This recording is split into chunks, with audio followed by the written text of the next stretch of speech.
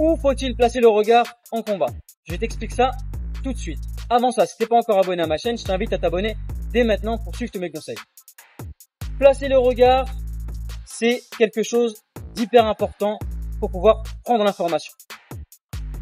Contrairement à ce qu'on entend souvent, et qui est un gros préjugé, on ne doit pas regarder son adversaire dans les yeux. Ça, c'est dans les films.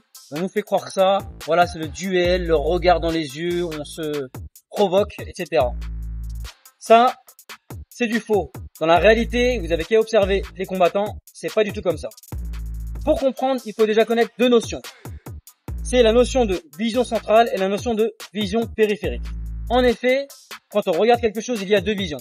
Il y a la vision centrale, c'est ce qui se trouve dans l'axe de nos yeux directement et qu'on va pouvoir regarder précisément dans le détail. Et il y a la vision périphérique qui est le regard sur tout ce qui est autour et englobe quelque chose de beaucoup plus large. Il faut savoir que les deux fonctionnent en permanence. Lorsqu'on se balade dans la rue, qu'on vit dans la vie de tous les jours, les deux fonctionnent en permanence. Mais on peut se concentrer sur l'une ou sur l'autre. Si je veux regarder quelque chose devant moi très précisément, bien comprendre qu'est-ce qui est en train de se passer, les mouvements, dans le détail, je vais me concentrer sur la vision centrale. Et là, on aura beaucoup moins de vision périphérique. Et au contraire, si je veux m'ouvrir un peu sur mon environnement, voir un peu tout ce qui se passe, je vais relâcher la vision centrale et je vais un peu regarder tout en même temps. Et là, je me concentre sur la vision périphérique.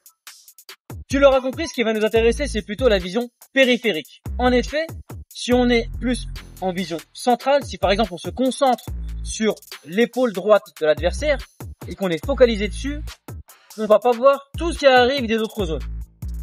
Et donc, on se met en danger.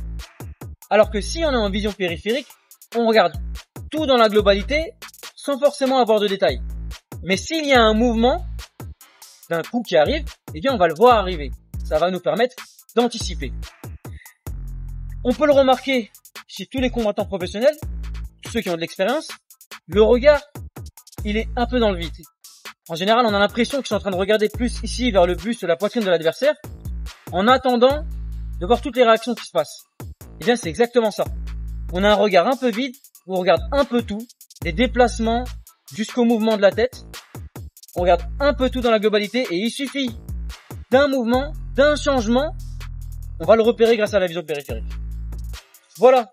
Donc, j'espère que tu pourras mettre ça en application, bien utiliser ta vision périphérique, délaisser ta vision centrale pour être plus efficace et savoir placer ton regard en combat. J'espère que cette vidéo t'a plu. Si c'est le cas, mets un j'aime dès maintenant. Abonne-toi si c'est pas encore fait. Dis en commentaire ce que tu en penses. Pose une question si tu en as. J'y répondrai le plus vite possible. Et je te dis à très bientôt pour la prochaine vidéo.